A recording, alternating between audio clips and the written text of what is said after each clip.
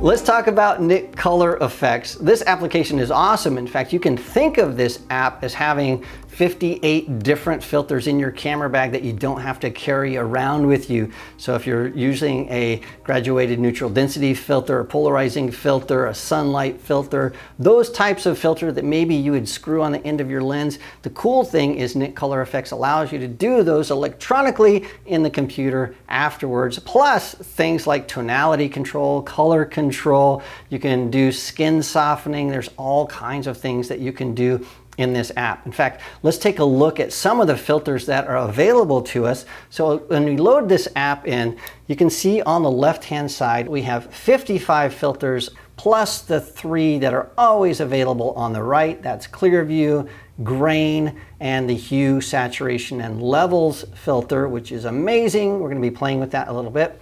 So let's take a look at some of what these things are. So we have things like bicolor filters and black and white conversions, bleach bypass, etc. So what I recommend that you do, I'm going to zip over into our workshop files here, workshop images, and I'm going to go into Color Efex.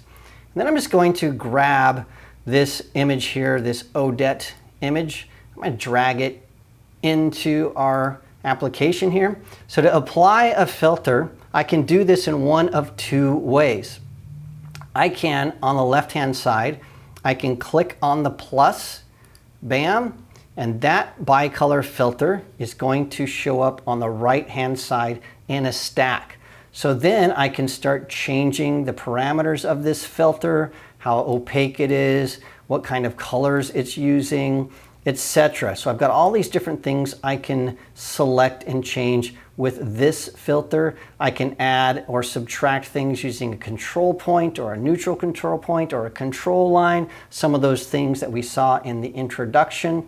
I can turn that filter on and off by turning the check mark next to it on and off. And if I don't like it, I can hit this little button to get rid of it altogether. So we can start going in here and seeing what these different things are. Like, what is the fog filter? What does that do? If you like it, great. If you don't, just unclick it. What is the Indian summer or old paper, etc.? We've got a bunch of different filters here. Too many to go through in detail, but we are going to go through some of my favorites. The other thing that's really interesting to note is at the top, these are categorized. So if we want to look at all the ones that maybe apply to business photos, I can click business and see what those are. Or just the things that apply to landscape photography. I can click on that and it's going to filter those so I just see what those things are. Wedding photography, or you can see everything. If you have some filters that are favorites to you, and I have a bunch that I use over and over, you can click on the star so that they are favorites. And then if you just want to see your favorites, you can click favorites. And then you can see that that's all that shows up. Or if you tend to use something over and over, and if you've used a filter recently, you can click recently used, and it's just going to show the filters that you used in the last few sessions of editing. So there's a lot of ways to slice and dice and look at these filters. Filters are just the starting point. We also have presets. So DxO has taken numerous filters, combined them in a pleasing way, and created presets. So let's take a look. We have 39 different presets. Things like clarity bump. When I click on clarity bump, it's adding the tonal contrast filter, it's adding the brilliance and warmth filter, it's adding the pro contrast filter. And so it's 3 filters, and those filters have adjustments that are already selected for me. So DxO has created a combination of 3 filters with adjustments in a pleasing way to create this preset called clarity bump. Contrast in black and white is a similar thing. So it's adding dark contrast, it's adding the tonal contrast filter, it's adding the black and white conversion filter. But the other thing we want to look at here, again, we have the history, so we can see every single thing that we've done in our image. And we have last edits. These are things that when we hit the apply button or we saved an image, the settings that we used were also saved with the timestamp saying which day and exactly to the second which hour things were used. There are more filters and presets than we can possibly cover in this tutorial. And so what I recommend that you do is take some of these images that I've provided for you, open those, and then go through each of those filters and presets one by one, play with the sliders and see exactly what they do. I'm going to open Photoshop, and then we're going to use some images to show you how you can use Nik Color Efex to use those filters and presets and custom presets and the new HSL feature and some smart filters and all of the different things that we've sort of been talking about. I want to show you some of my favorite ways to get the most out of this application. We're going to be using Nik Color Efex through Photoshop as a plugin. This is the way that most creatives and most photographers use the Nik collection, so that's why we're doing this. It's also the way you get the most advanced features of the Nik collections, because you can mix and match and use smart filters and all kinds of groovy stuff, but you don't have to use Photoshop or Lightroom Classic or any other app. You can always use the Nik collection on its own. They are fully enabled standalone applications. Follow along at home, jump into Photoshop, make sure that's open, and then we're going to go over to our workshop files, and we're going to find the one that says Nik Color Efex right here. And then we have all of the different images that we're going to be using in this lesson. And make sure that you notice that there's a preset folder. I am going to be using a couple of presets. They are in this folder as well. And if you'll notice that there's a color effects and an analog effects preset folder, because we're going to be mixing analog effects and color effects for some of those more advanced features. Okay, whew, that's a lot. Let's start by opening reddress.tiff. I'm just going to drag that into Photoshop, and then I'm going to double click the hand to get a larger view. This is a really interesting image because it is mostly red. I don't want it to be mostly red. I want it to be mostly purple or blue. And so what I'm going to do here is I'm going to click on the Nik collection palette, Nik 6 Color Efex. So what that's going to do is it's going to open this image in Nik Color Efex. And then what we're going to do here, we're going to start out working with the newest feature of the Nik collection. That's the HSL filter. It's right there, always available in Nik 6 Color Efex. What we want to do is change the color of this image. So what we're going to do is just go over here, and we have all these different color channels, and we can change the hue and the saturation of each of these individually. Or if you click on the white one, you're adjusting everything all at once. So what we want to focus on in this image are the oranges and the reds. So I'm going to click on the red, and then the hue slider, I'm going to take that and drag it to the left till I get some cool blues. That looks pretty cool. We're changing the color of her dress. I'll take the saturation down just a bit. I'll take the luminance up just a bit. HSL, hue, saturation, luminance.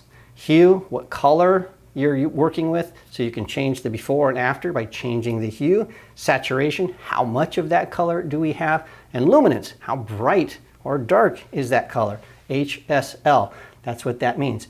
Uniformity, this slider here says how much of a color do we want to affect? Just a little bit of those reds or a lot of those reds? Let's take a look at what that uniformity slider does. I'm going to go into 100%. We're going to go down here to the lower part of her dress. Notice when I go to the right, more uniform, we don't have very much of this area because it doesn't have the red in it. It's more orange. If I slide this uniformity down to the left, you'll see that we're getting more of this selected because it's not as uniform. It's saying, hey, we want more colors that aren't exactly red. But I happen to know this is orange. That's why it's not picking all of that up. So I'm going to take this uniformity back to 0. I'm going to go back into the orange channel, and let's fit this so we can see everything. And now in the orange channel, got that selected, I'm going to take these hues to the left, and awesome, we have now changed her to a blue dress. Now I know what you're thinking. Look at this, her lips are blue, her hair is blue, her skin is blue.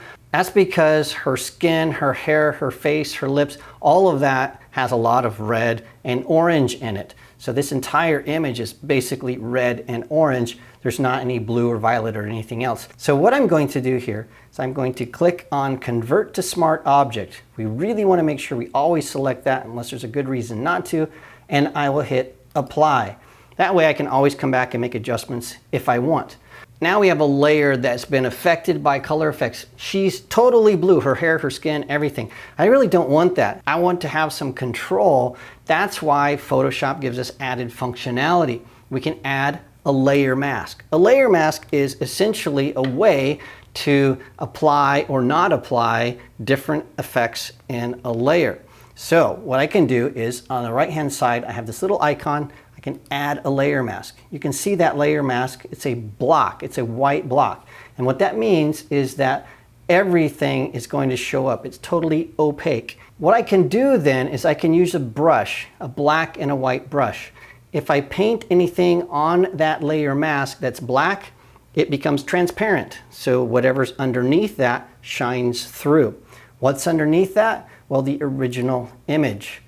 Make sure that you've selected the layer mask, not the image itself. And also the smart filter has a mask. You want to select the layer mask itself. Okay, now anything that I paint that is black, you'll notice I have a black and a white palette. So my brush is painting black right now. I've selected the brush. Anything that I paint on this mask that's black is now going to be transparent. In other words, it's going to let that original image shine through. So the original skin color, the original hair color, anything that we don't want to be affected by the filter that we've applied, we can just paint it out. I'm not going to be super diligent with my painting here, so we can get this done pretty quickly, but you can do some pretty cool things. So I'm just painting this really fast. I'll paint on her shoulder here and her arms, and anything that I make a mistake. So I just made a mistake at the top of her dress there. It's easy to correct. I just switch the brush from black to white by hitting this little button, and then I just paint. I'll use a smaller brush. I just paint over that with white, and now the blue comes through. And so layer masks are really fun. I can hit the shortcut key of X to switch those colors. I want this rose on her arm to be red as well, so I'm going to paint that in. So let's do this really, really quickly. Again, I'm not going to be super particular about this. The edges aren't going to be perfect. Just for the sake of time, I'm doing this a little bit quickly to make sure that we can get done with this little tutorial as quickly as possible without taking up too much time. Okay, so I have her body pretty much painted the way I want it to be. She's her normal color, her hair is the normal color, her face is the normal color, and we can always go in and touch that up if we need to in the future because we have a layer mask and it's non-destructive. This is going to drive me nuts if I just don't fix this little bit right here. Okay, so now let's take a look. This layer here is what we did in Nik Color Efex with the HSL filter. I can turn that on and off, and you can see that we've changed this from a red dress to a blue dress, keeping her body and her rose the correct color. In fact, I can go in there and even make this a little bit better. Next thing we want to do is we want to add some depth to this image. And so in the class file folder, in the Nik Color Efex folder here, we have a couple of other really cool images. So we have smoke.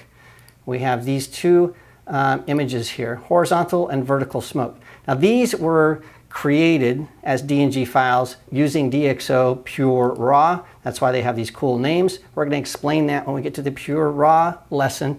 But for now, all we have to do is drag these into Photoshop. So I'm going to take horizontal smoke. I'm going to drag it into Photoshop and let go. And then this is going to show up because it's a DNG file. Just hit OK. And now I'm going to have this little square with an X through it. It's asking me where I want to place this image. So what I'm going to do is I'm going to go to the corner. I am going to rotate this so it's vertical. I'm holding the Shift key down to constrain that. I'm going to put this, I'm going to drag these corners over so it's covering our model. And then I'm going to hit the Return key, and I have a new layer. And notice that this is a smart object. That's really important. You need to make sure that the layers are all smart objects when you're doing what I'm about to show you. What we want to do is we want the model to show through this. So on the layer blending style, it says normal. We want to go over here and say screen. All that's doing is it's changing the way that the layers blend. It's allowing everything that's black to be transparent, so this smoke looks like it's sort of natural and there. But we can do much better than this. That smoke needs to be a different color. So now what we are going to do, make sure that this horizontal smoke layer is selected, and then click Nik Color Efex. It's going to open that layer into Nik Color Efex. And now what we're going to do is we're going to use all of the channels, so this white. And then what we're going to do is we're going to bring this over to the right. We're going to crank the saturation way up, and then just play with it until you get a red that you like. So I think about right there, that's about 140 degrees of hue change. And then clear view up here, I'm going to increase that just a bit. And you'll notice if I go to the right, it makes it really defined. So I'm going to put that at about 15 or 20%, 10%, something like that.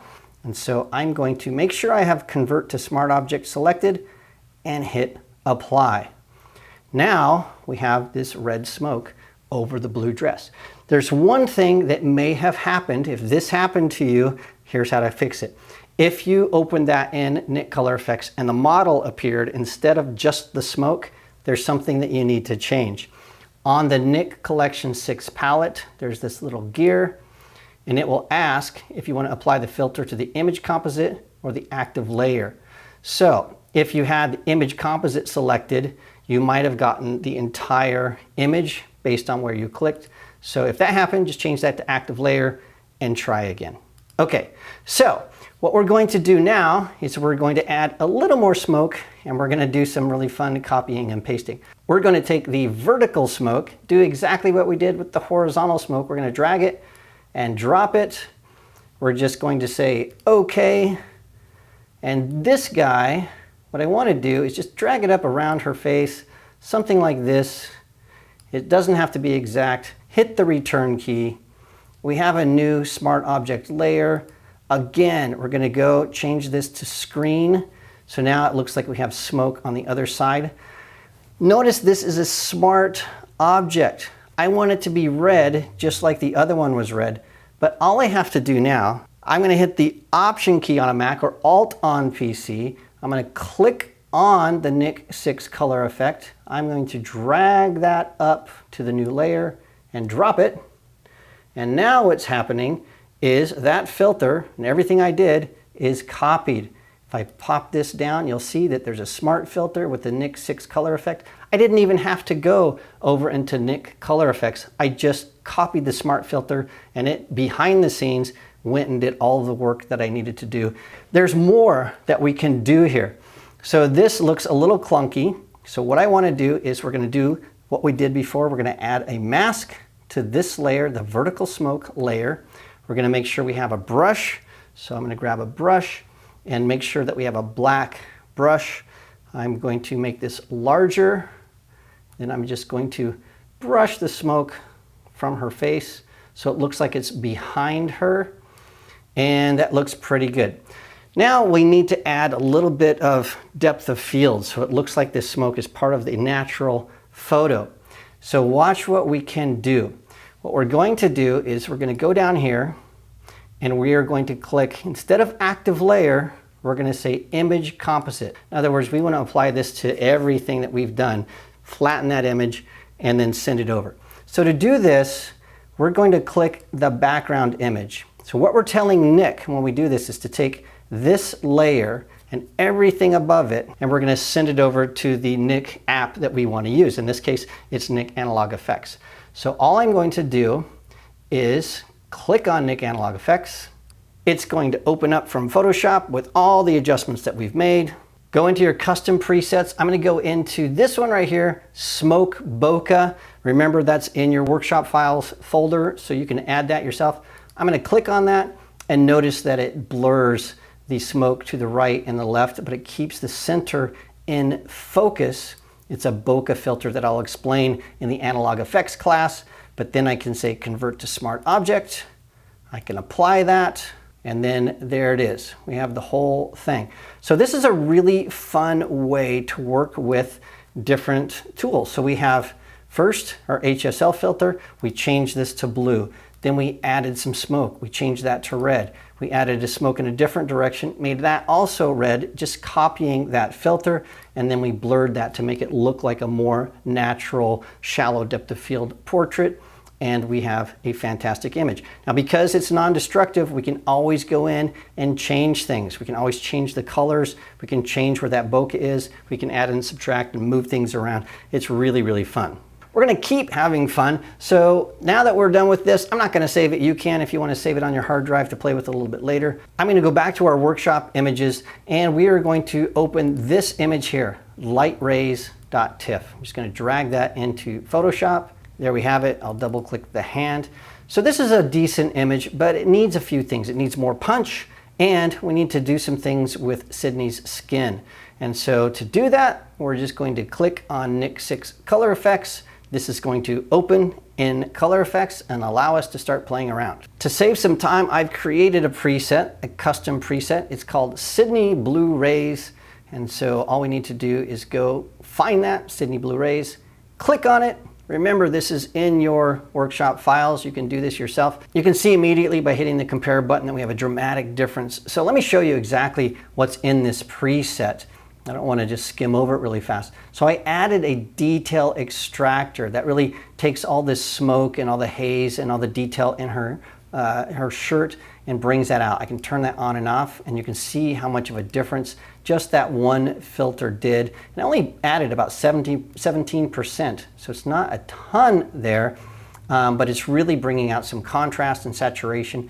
Also, I added a vignette. I wanted the edges of this photo to be a little bit darker, and so that's what this filter is. So it's a combination of these two things, a vignette and this detail extractor filter. Now, as amazing as that looks, there is an issue. I'm not being fair to Sydney. Adding all of that contrast is not really doing justice to her face. If we look at her at 100% and we just zip up here, you can see that I've caused some issues with her skin tone. It looks a little blotchy. We've got some texture. We don't want that. We want to make Sydney look the way she actually does in real life, which is a model with great skin. So I'm going to add a filter that I absolutely love. I'm going to go back to the normal filters here, and then I'm going to scroll down to Dynamic Skin Softener. All I need to do is click on this plus. That's going to bring the filter over here to the right, and now I can start playing with this filter. Now, originally, as we start working with this, we're going to have an issue because this filter is going to be applied to the entire image. We just added filters to make this a really crisp and punchy image. Now we're applying a filter to make it a soft and muted image. Those two filters are going to fight each other, so there has to be a way to fix that. So let's do one thing at a time. The first thing we want to do is soften things out. So the Dynamic Skin Softener, the first thing you want to do is choose the skin color. So everybody has a different skin color. You just click on this eyedropper, zip over to where the skin color is. And so I'm going to click on her cheek. When I click that, now it's selecting her proper skin color. The color reach is allowing me to say, how far from this color that I've chosen do I want to stray? How much more color, brighter or darker, do I want to choose?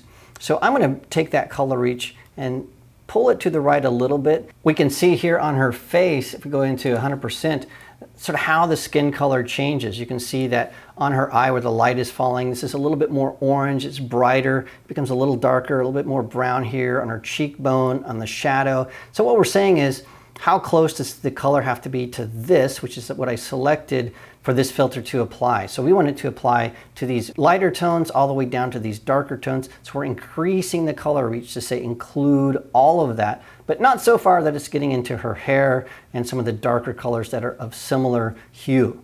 So that's how that is working. The next thing we can do is we can change small, medium, and large details. We're saying, how much do we want to blur out the large details? How much do we want to blur out the medium or small details? We have some pretty large texture on her face, and so I'm going to start with the large details, bring that to the right, and the medium details. As I'm working through this, it doesn't really look like much is happening here, but if I go up to the compare and click before and after, you can see that a lot is happening in this. And that's why we have these compare modes. You can see as I increase this skin reach, I will put this on this mode. Whoa, that's too much. That's almost 100%. Everything gets really soft. If I go to 0, it's not enough. So do this at home. You can really see this. I'm going to really crank this up so we can see it. So I've got it at 70%. That makes her look really plasticky. I've done that on purpose so you can really see exactly what's happening here. We'll back it back down to something more realistic before we're done. So what's happening though, that color reach, that amount of skin smoothing, it's affecting not just her face, but all of these browns in her shirt. So this is becoming soft down here. We don't want that. In fact, I'm going to go in 100%. Look at the lines in her shirt and the shadows and stuff. If I turn this dynamic skin softener on and off, you can clearly see what's happening with her shirt. We don't want her shirt to change. We just want her skin to change. So in fact, I'm going to back this back down to a more reasonable, so it's not at 170%. We'll go down to 40%, something like that. That looks pretty good. So now what we're doing is we want to just make sure that this skin softening is on her face, but not on her shirt.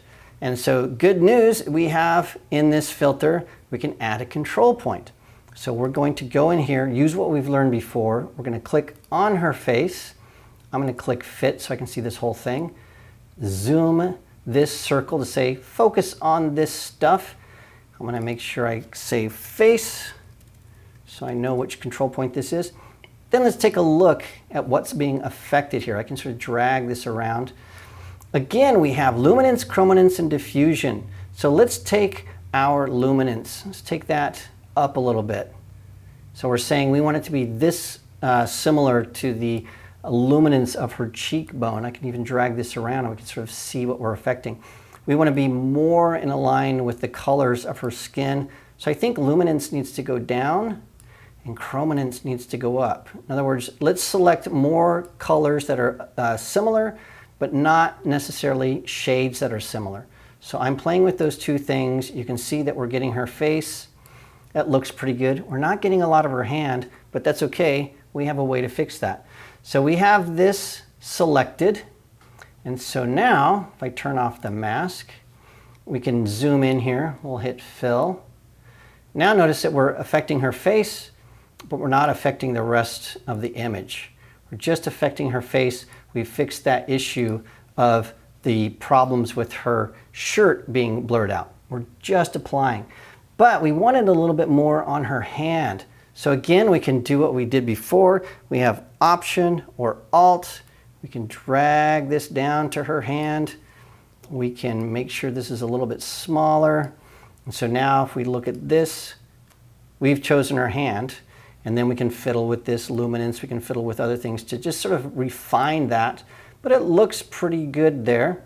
And so what we'll do is we'll turn that off. And I'm going to rename this hand. And there we go.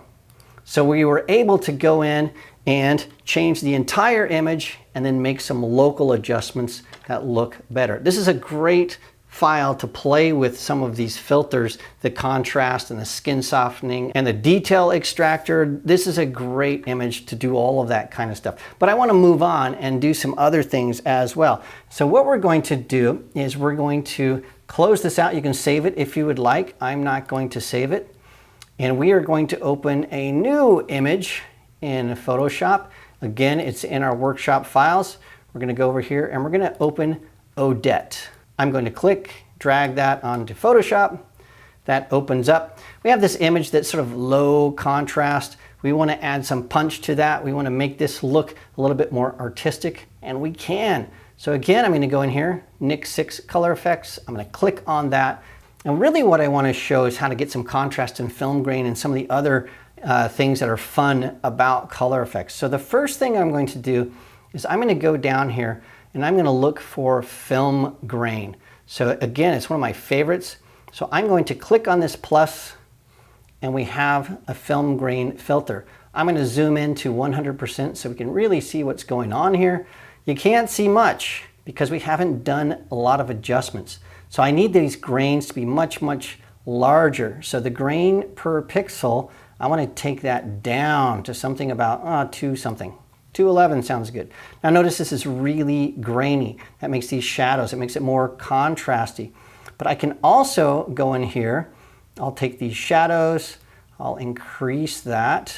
So it's saying apply more of the grain to the shadow, and so it looks a little bit more contrasty. So before, after. We're starting to look pretty cool, but there's just not enough contrast in this image yet. So what I'm going to do is use this little trick, clear view. Clear view we're going to jump into a little bit later, but it just adds some more contrast and brings some joy out of the image. So I'm going to increase that to about 10%. And that really gives me more contrast. So before, after. Again, at 100%, we can see before, after. So it's a little bit more artistic of a look. I need a little bit more in this. And so let's go again to one of my favorite filters, levels and curves. I'm going to click the plus. That's going to add that. And now what I want to do is add some contrast. So I'm just going to drag this curve right here, dragging it down. I'll drag the highlights up.